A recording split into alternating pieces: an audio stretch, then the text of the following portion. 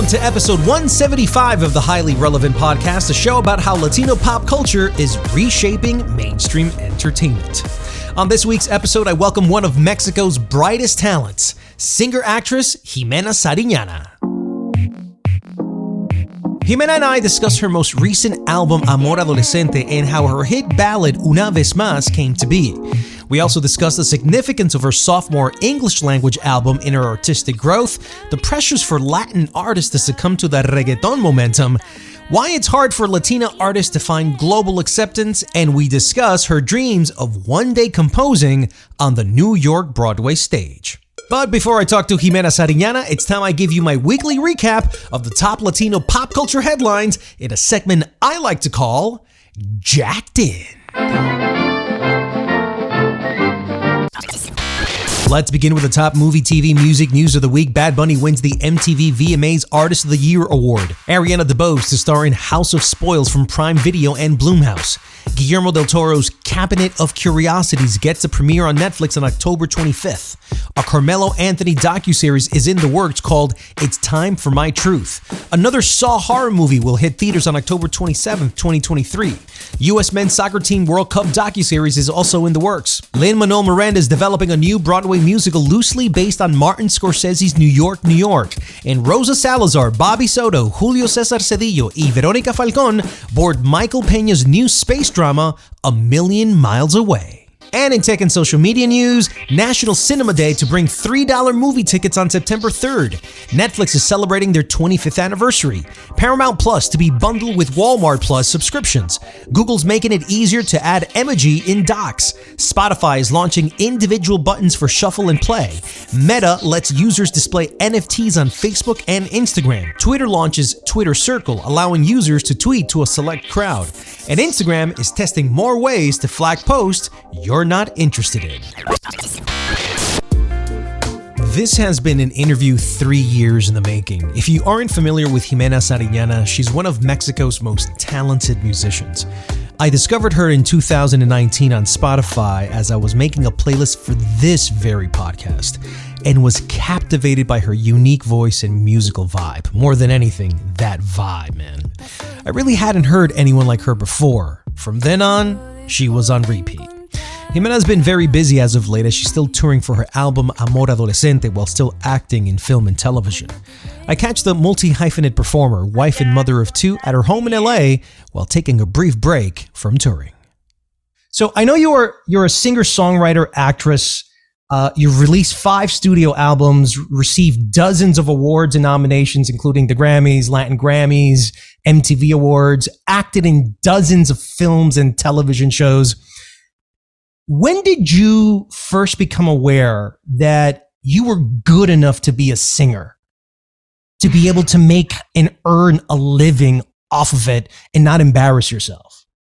Well, that's a good question, but probably, I started studying music. I was always, when I was in school and stuff, I was always the girl that they picked to sing, the lead voice in the Christmas carols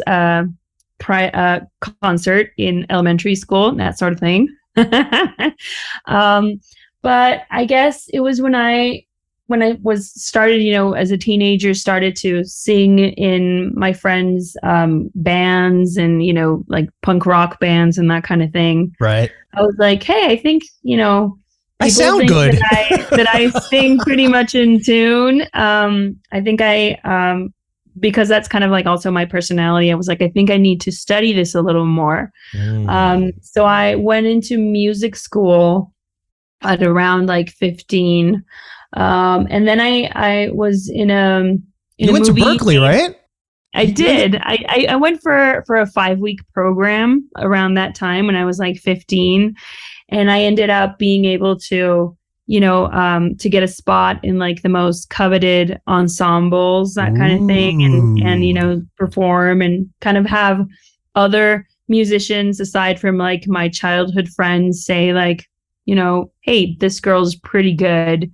And then I started writing my own songs, and I was in a movie named Amarte Duele which was really big in Mexico. And I ended up writing like 3 or 4 songs for that soundtrack. And I think that's when people really started to notice me and actually look at the possibility of me having a music career. And I think that was when I was like, okay, maybe I have a shot at this. And I started taking my singing a lot more seriously and started to really think about what I wanted my first album to sound like and what kind of artist I wanted to be. I don't want to take any focus away from Amor Adolescente because it's a great album. I just wanted to ask you about Donde Bailarán las Niñas. When you created that album, did you have any understanding of how good that album was sounding to you? That this could be one of your better albums? Was there that feeling, or was this all like, I'm just going to put it out there and whatever happens, happens? Yeah, I mean, I think there's always, you're never going to put out something that you're not completely able to stand by, to stand for and by and like to defend, because, in the end, it's your music and you're going to have to, anything you put out, you're going to have to defend over and over and perform over and over. So it better be something that you are absolutely in love with. Mm-hmm. So that's definitely where I take all my albums before I'm going to put them out. Once I've taken them there and I'm like, okay, I think this is the best album. It's like to a level where I'm comfortable with, and that, I'm going to be able to talk about, and I'm going to be able to perform it over and over. Then I put it out, and then what happens afterwards, like how people perceive the album, mm-hmm. That's when I don't pay attention to that. You chuck it up to luck. Yeah. I mean, I don't know if it's a luck thing or it's just, it just, you have to be comfortable with the possibility of what you want to say with the album, that doesn't translate necessarily the way that you want it to. So you have to be okay with that. You have to kind of like let it go and have it be what it is. And you're always going to have kind of like the satisfaction of knowing that it's good music, knowing that that you're proud of it, that you learned from it, that you worked on it, tirelessly and endlessly, and that the thing that you had in your head and the concept that you wanted to convey, or to portray, like that's something that you achieved, and the rest is not up to you.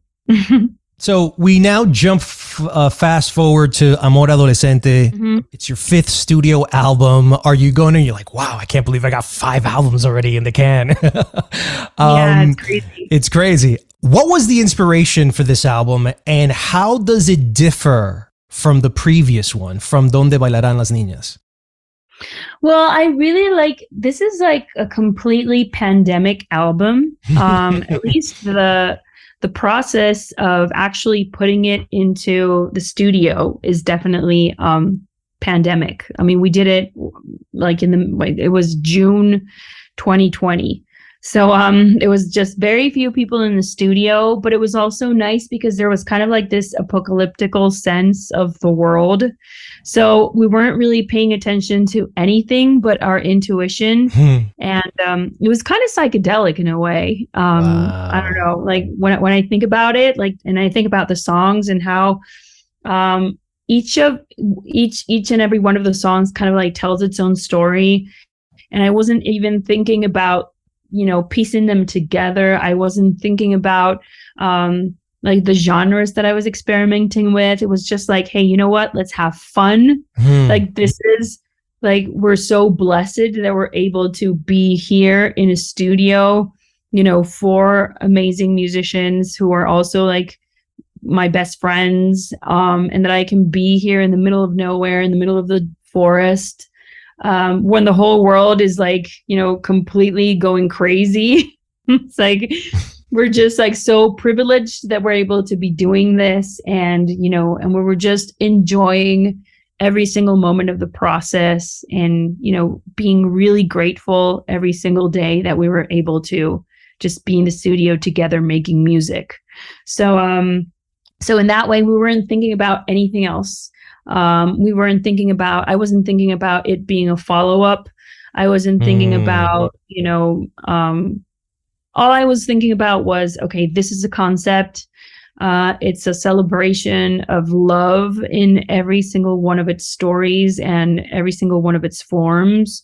It's a tribute to the music that I listened to when I was, an adolescent, when I was a teenager. Albums like Miseducation of Lauryn Hill, with all those like interludes that that Lauryn Hill did in that album, and it was really that. It was just having fun with it and just enjoying with all the tools that you have as a person and as a musician.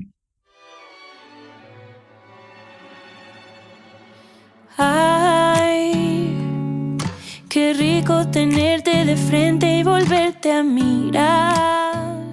Tell me the story of Una Vez Más. Well, Una Vez Más it's a really special song because I wrote this in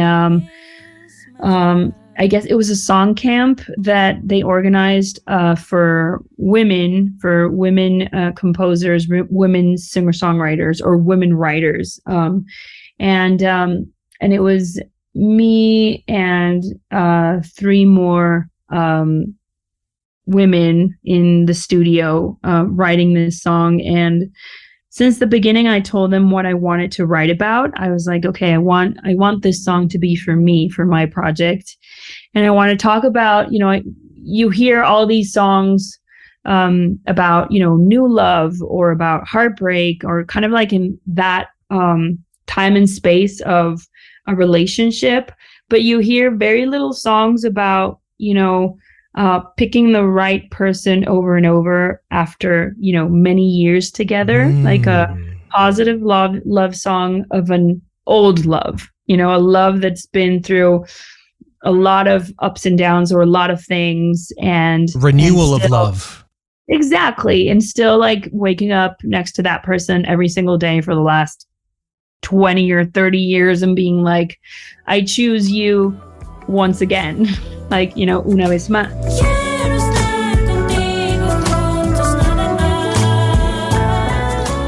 There was a lot of great songs that were written that day, or that period of 2 days. But when people would listen, when the other girls in the other rooms listened to this song, like we heard all the songs that were written in those 2 days. And when people heard this song, everybody would immediately cry. And it was so funny because I wasn't able to stay to that, at that day where everybody listened to everybody else's songs.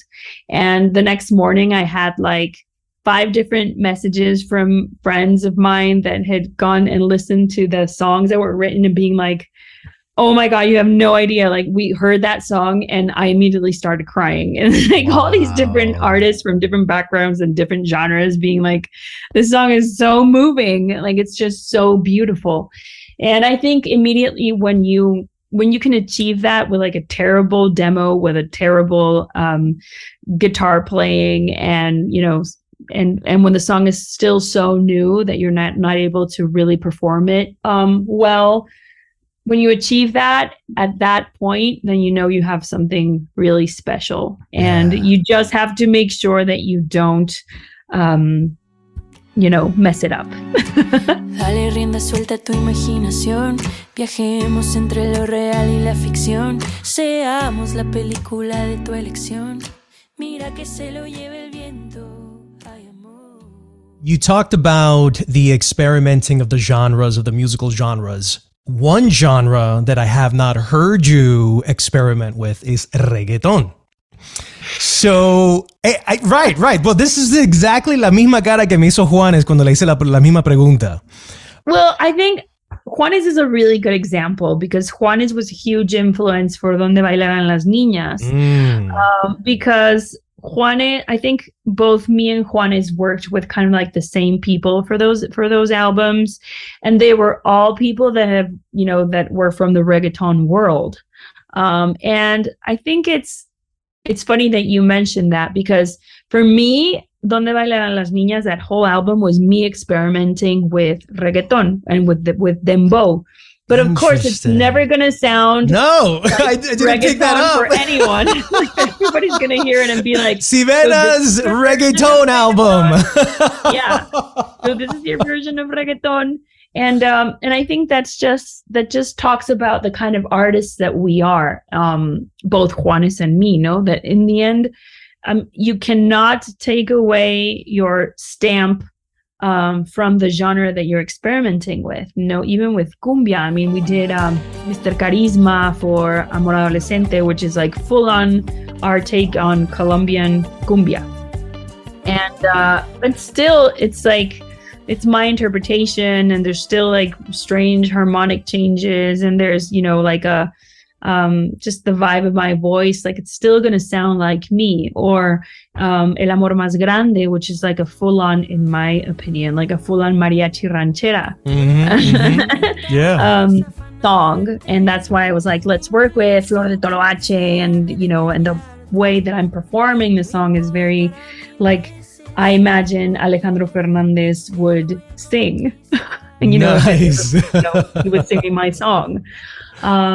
But it's always going to be through my lens, because I cannot, I think that's what true artists do with music. You know, it's always through your perception, and you're never going to be like 100% chameleon. It's always going to go through your voice and your take. And I think that's what in the end makes it an original song. I've had a couple of friends head over to Ciudad Mexico, the DF, for, you know, just to hang out and whatever. And when we just talk on the phone, it's like, hey, man, so how's it going out there? What's the nightlife like? He's like, bro, it's only reggaeton down here. You can't walk in anywhere without it be. It's like you're in Puerto Rico. Like, I have no idea what happened. Mexican youth is now Puerto Rican youth over here. It's shocking. I can't believe this is happening. And so as you start listening to the society, the youth society, maybe you're even listeners that are so hooked on reggaeton, has there ever been any pressure from the record label, from yourself, to evolve, to be able to make money? Because at the end of the day, Ximena, it's like, music is still a business, especially where you are. It's about management and branding, and how many streams can you get, and how many tours can you sell out. I've been in the industry, and I've been an assigned artist for more than 15 years. So I'm kind of used to the pressure in different at different times, and it's been different every single time, you know. So at first it was, you know, pressure to maybe be a little bit more pop sounding. Right. Then the pressure was maybe to do more feats with Anglo artists. Then then the pressure was, you know, you can't release that much music or like collaborate with that many different artists. And then that changed to, you have to do feats with pretty much everyone that you know. And then so, you know, you kind of have to be a little bit, you know, not take it too personal or too serious, because everything is just changing so quickly, and it's going to change. I mean, I don't think, I think I love reggaeton. Don't get me wrong. You know, I think I love Bad Bunny, and my husband and I were always talking about, my husband is like, if you know, is like completely. If Bad Bunny calls you and says, let's do a reggaeton song together, you'd probably cave in, right? No, of course. I mean, because I admire Bad Bunny as an artist. Right. I think Bad Bunny is, you know, he's great at what he does. And I think us musicians and us artists, like we're not very divisive in terms of genre. You know, if you're a true musician and a true artist, you can appreciate all kinds of musical genres. And, you know, in every musical genre, there's people that do it amazingly and people that do it terribly, you know. Reggaeton, in the end, you know, it's not going to be the number one genre forever. You know, I don't think so, at least. And I think you just have to be true to what just rings true to you. And I've done, and I mean, I love experimenting, but, you know, I'm not going to change the kind of artist that I am because, you know, right now, this is the trend. You know what I mean? 2011, you put out a self-titled album, fully in English. Out of the 12 tracks, 11 of them were English. Were you trying to prove a point? Because it was your follow-up, and you flip the switch, and you go, I'm not going to give you Spanish anymore. You know what? That album that you like so much, the one that you love so much, jódete, me voy a hacer algo completamente diferente. How's about in English? Toma. And I'm going, wait. What is she doing? What was the mindset when you flipped into an English language album, and were you happy with the results?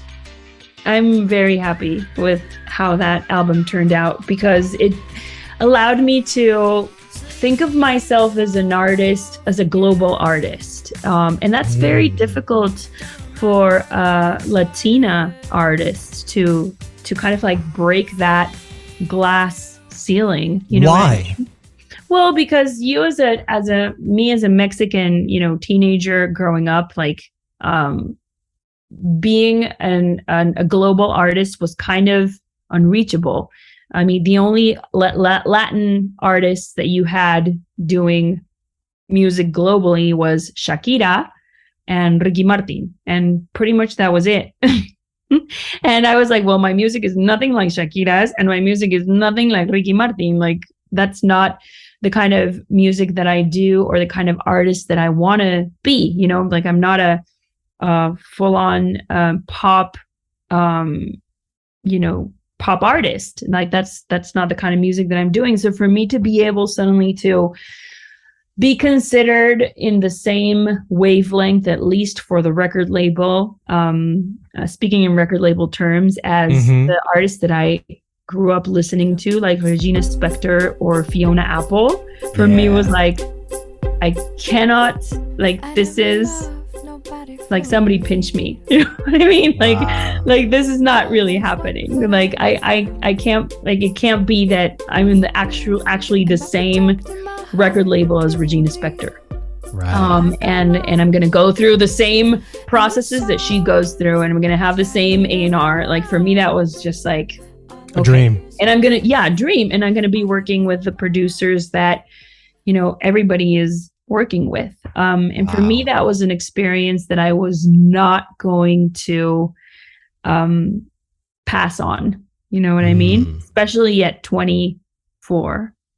When I was like 23, 24, I'm still learning. I'm still a kid pretty much. And I was not going to pass on the opportunity to be able to work with those producers and in that world, in the Anglo world, with those artists and those producers and those writers and those budgets and just everything. It was just my I saw the door open and I was like, I'm going to go through it, and I don't care about like what the consequences are going to be. And I don't care what people are going to think. And I don't care what my managers are going to say. I was just like, I'm going to go for it. And I'm so glad that I did.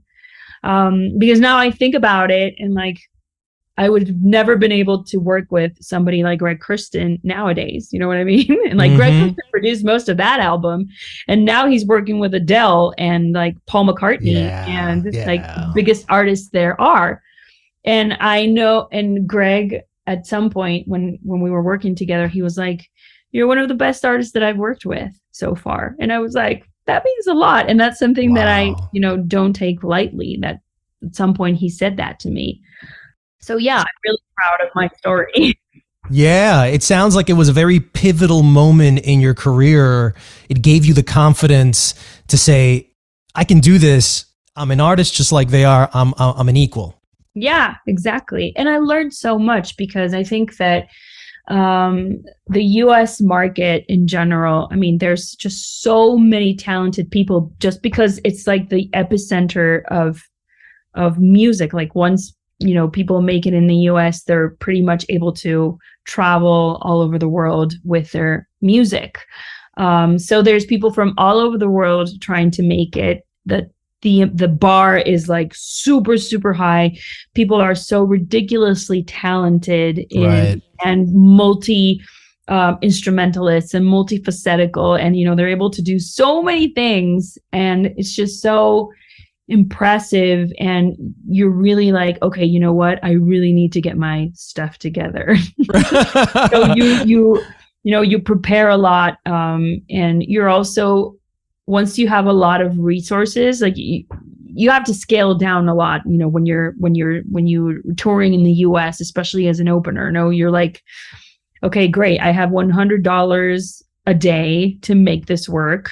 So I have to go as little as possible. I have to be able to do as much as I can on my own.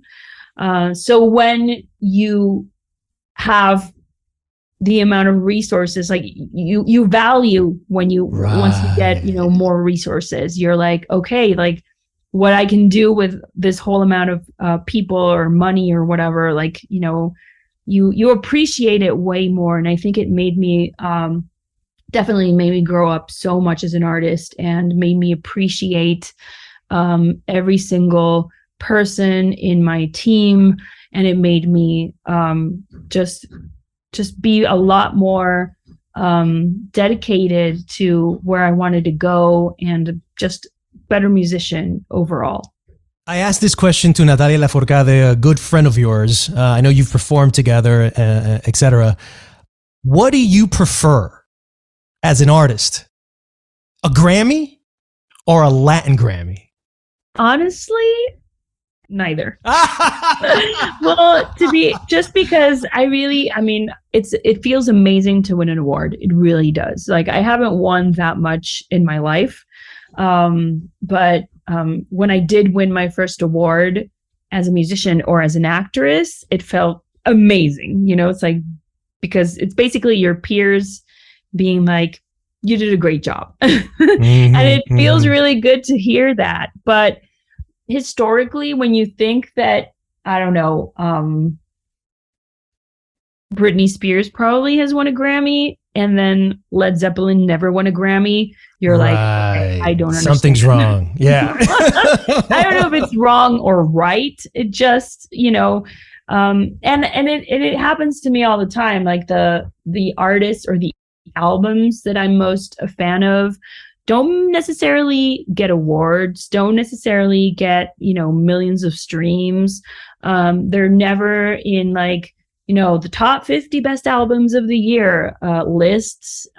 And you see, it's like, so it doesn't really mean anything. In the end, I think you really just have to make the music that you love to make. Be grateful that you're able to get money to make the music that you make and to, live comfortably and be happy. And, if you get awards or, public recognition or, millions of streams, oh, great. That's great too. But it's not the reason why you make music, and it's not the reason why, or, what really makes you happy. And I really think that that's something that I've built, and I've worked on a lot, to really just be happy with the process of making music, because everything else is just so out of your control. Right. Sometimes the albums that you think are going to work the best, they just don't get streams or don't get nominated. And then sometimes you are surprised, sometimes you get nominated for things that you're like, oh, wow, really? They were paying attention. I have no idea, It's kind of what happened with Una Vez Más. We just like released that song and then suddenly we're nominated for a best pop song in the Latin Grammys. And I was like, wow, this makes no sense. Like we had no idea that we were even being considered for that. So wow, it's really nice to just, do your thing and be proud of what you do. Now, I know that you're also an actress. You've been acting since you were a child.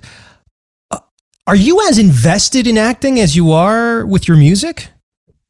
Well, maybe if you would have asked me this 3 years ago, I would have said definitely no.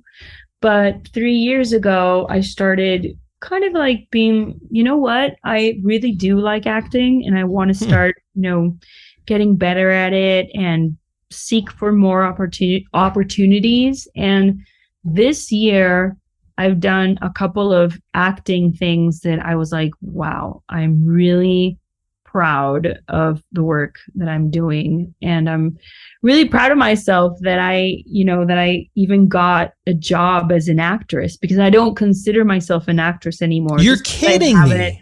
So just because I haven't I didn't study it. I haven't, been doing it for a while. But this year I did a film and I'm doing a TV series. I heard you did Casa de Flores. That's on Netflix. I did Casa and de Flores. HBO Max's Amsterdam. I heard you had a special cameo there as well. Yeah. I basically played myself in Amsterdam. But now, I'm doing. I did a film. I'm doing a TV series. And they were both like really big challenges as an actress, and I really like fought for the role. So I'm just like super proud of myself that I got the jobs, and that I'm, and that I'm acting. I know. I mean, you are super busy, to the point that I'm going to leave you with this final question. I know you also compose music, and you've composed music for television shows, etc. Has there ever been any plans for you to extend your musical composition skills into Broadway? Oh my God, I would love to. I mean, we talk about it all the time. Because I mean, come on, Ximena. I mean, it just seems like the logical evolution of your career to put up a musical. I can hear your music on the stage on Broadway for a love story, of a Mexican woman and an American man in the 1950s. I mean, who knows, right? But I think has that something that has ever spurred your thoughts, and do you want to actually fulfill that idea? I mean, I totally would love to. And I really like that about modern day artists, is that you're pushed to be multi talented. Hyphenate.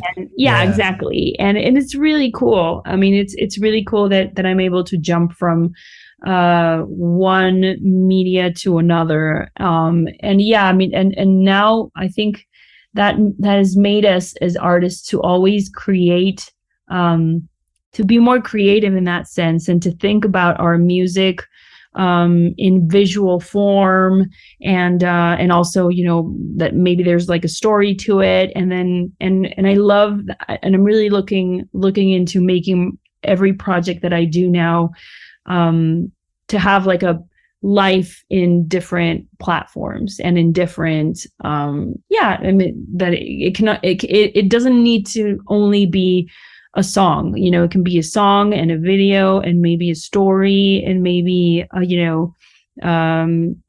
live act thing, and to think in those terms, like more like a 360 view, is super interesting and super inspiring. Ximena, thank you so much for this interview. The name of the album is called Amor Adolescente. It's out now on all musical platforms. Thank you so much for being on the podcast, and thank you so much for the interview. This was fantastic for me. Thank you. It was fantastic for me too. Thank you so much. Si te acercas un poquito más, no sé lo que pueda pasar. Si te acercas un poquito más, no sé lo que pueda pasar. just before I wrap up here are 3 Latin tracks you might want to add to your playlist this Labor Day weekend. Sé que te la pasas con él, de hotel en hotel, yo te bajé 1,000,000 de estrellas. 5 estrellas, Rake y Sech. Ayer en su Panamera yo te vi y tengo que admitir.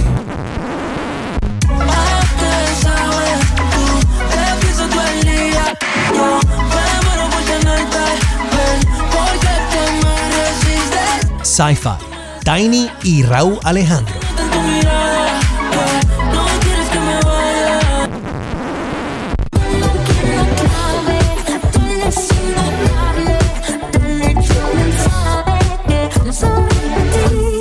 Dale, Clubs Remix, Letón P featuring Clubs.